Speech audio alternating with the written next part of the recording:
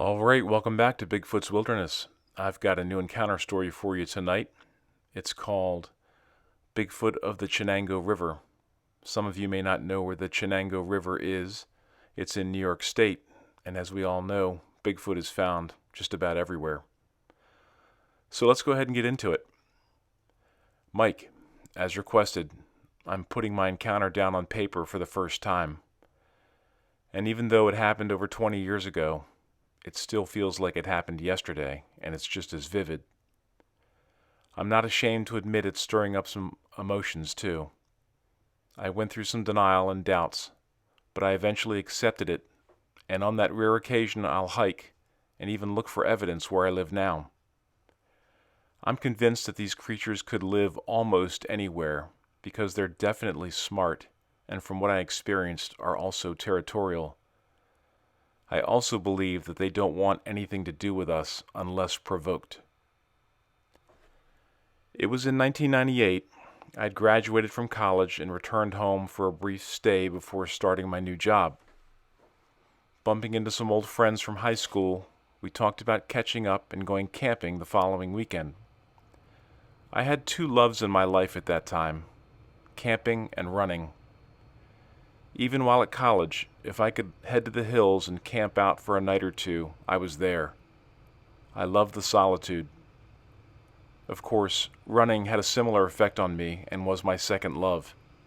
At school, I wasn't good enough to make the running team, but one of my buddies was on the team and we'd run together at least a few times a week. He motivated me to keep at it, and at it I did.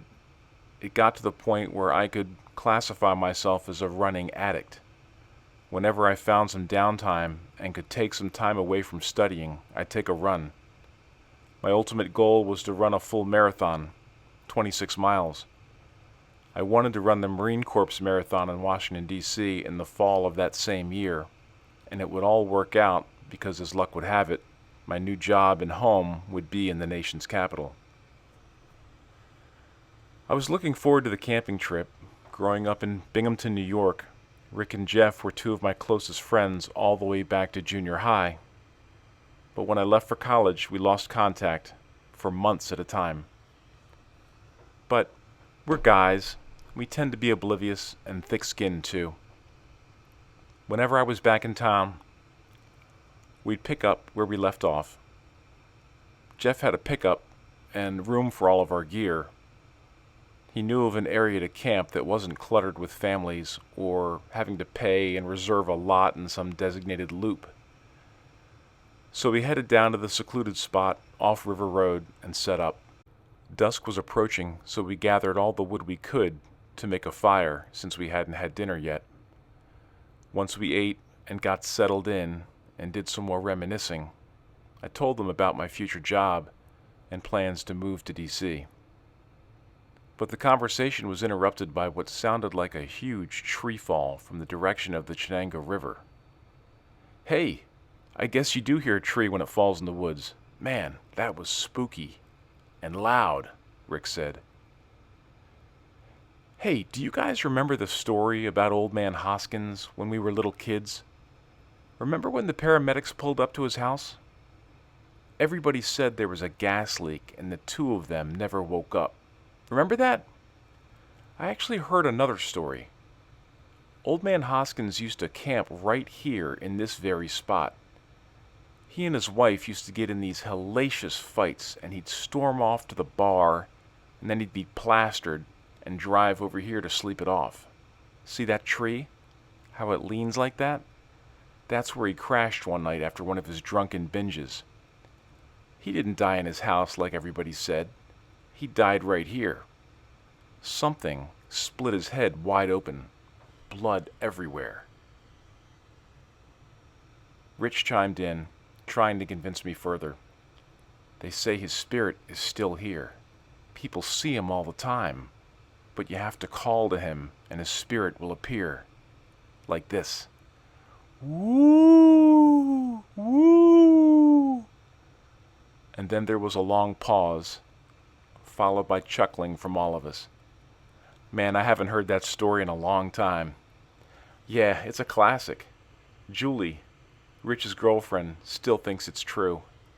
She's so scared she won't come out here anymore. The laughing continued, but only for another few seconds, as we all heard something rustling in the forest just beyond our campfire light. We were startled with a loud whoop. I couldn't believe what I was hearing. Did we just conjure up a spirit? Was this old man Hoskins or something else? Jeff stood up and faced the woods.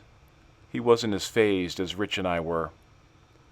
Whoever you are, I am armed with more than one gun, so either come out of those woods and show yourself, or walk away and don't come back. I don't want to shoot you, but I will if you don't identify yourself. Now the woods were silent, and nothing seemed to move. As a matter of fact, I don't think I remember hearing any kind of noise, not even a cicada. Maybe that's just because I was intensely focused on this one thing. You brought guns? I thought we were camping, I said. Hey, I have a right to protect myself, and right now I'm glad I did. Jeff walked to his truck, came back armed with his pump-action 12-gauge and .45. Who wants one? As Jeff held out his shotgun, I heard a thud hit Jeff. Ugh! What the hell? You threw a rock at me? He didn't say hell, but I think you get the idea. This just upset Jeff even more as he tucked the .45 behind his back and proceeded to point his shotgun at an evergreen tree. Jeff stepped towards the tree. Something's in there. Do you hear it? I can hear breathing. Sounds big, like a bear.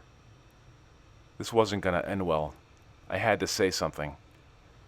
I may have been a little blunt, but I said, "Hey, bears don't throw rocks, dummy. Look, we don't know what we're messing with. Let's just get out of here. We'll come back for our stuff tomorrow." I really don't know what it was that Jeff was feeling, but I'm sure he felt somewhat responsible since he picked the place and had the firearms. Jeff shouted one more time at what he thought was something hiding inside the low-hanging branches of the evergreen. He pumped the shotgun and proceeded to point it at the general direction of his presumed target.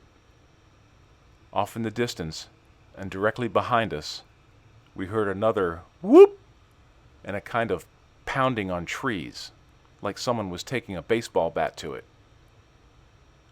We both turned to look, and as we did, whatever it was scrambled out from behind its hiding place in the evergreen. Light was fading fast, but I could see something of a blur moving at a high rate of speed away from us. But the blur seemed like it ran on all fours. I assumed we were dealing with some deranged homeless guy. I expected it. Last I checked, people don't run on all fours, and I'm pretty sure it was all one color.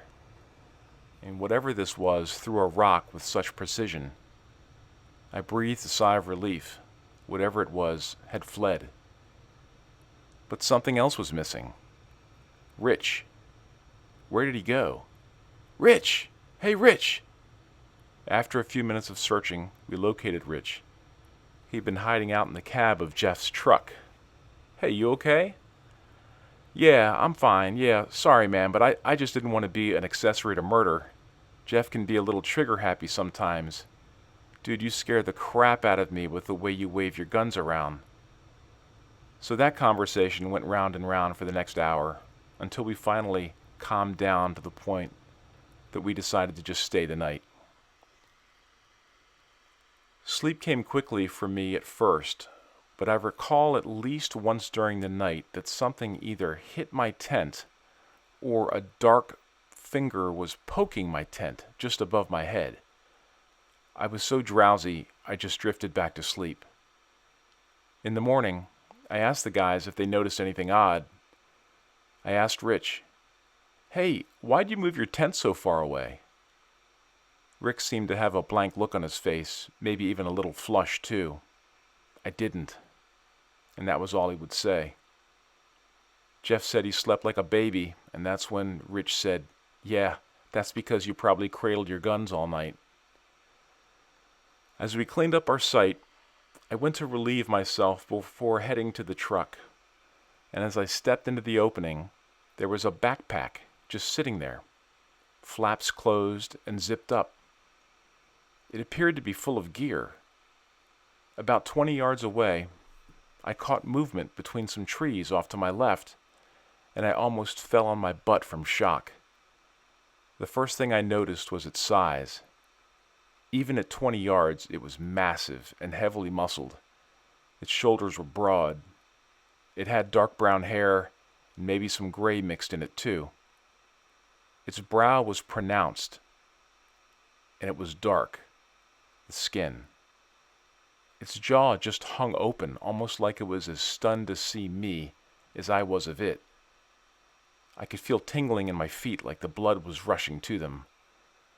I took a few steps back and considered yelling for the guys, but I was suddenly overcome with a sense of responsibility. Jeff was my friend, but he leaned towards being trigger happy, and I didn't want to end up in a very bad situation. Rich had expressed the same feelings about Jeff. I don't know how long I stared at it, but I watched him slowly put a few more trees between us and then eventually disappear into the brush.